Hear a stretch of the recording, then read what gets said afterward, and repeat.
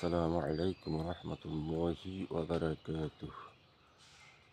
শানবাগ ফাজিল মাদ্রাসার অবসরপ্রাপ্ত অধ্যক্ষ ও শানবাগ বাজার থানার মোড়ে ফেরদাউস হোমিও হলের প্রতিষ্ঠাতা ডাক্তার মরহুম মাওলানা আতম ইসরাইল আজাদ সাহেবের চতুর্থ ছেলে আমি আবুল ফাত্তাহ মোহাম্মদ ফয়সাল, প্রোপাইটর ফেরদাউস হোমিও হল, থানার মোড়, শানবাগ বাজার।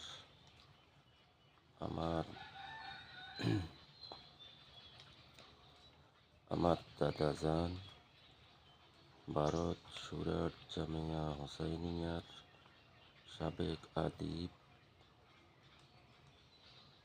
নোয়াখালী শানবাগের বুড়া হুজুর, শানবাগ পৌরসভার মরহুম আল্লামা মুফতি মহিবুল্লাহ ওরফে বাবুপুরের মহিবুল্লাহ মাওলানা সাহেব হুজুরের এই কাছারি।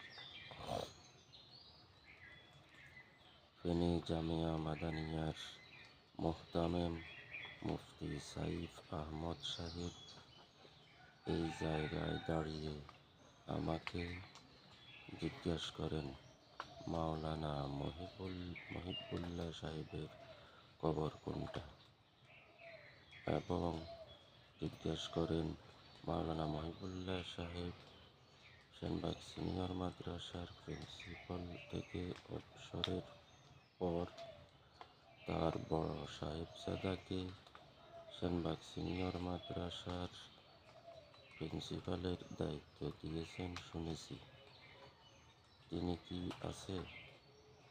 আমি বললাম, আমার বাবা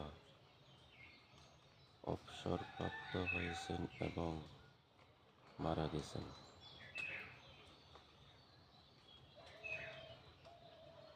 আমি তিনাকে বললাম,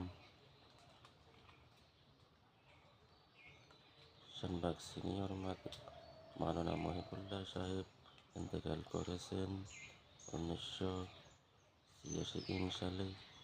1986 সাল থেকে 1993 সাল পর্যন্ত শানবাগ সিনিয়র মাদ্রাসার মাঠে এবং 1999 সাল পর্যন্ত মাওলানা মহিবুল্লাহ সাহেবের বাড়ির প্রাঙ্গণে ওয়াজ মাহফিলের ইন্তজাম আমার বাবা মরহুম মাওলানা আতম ইসরাইল আজাদ সাহেব করেছিলেন।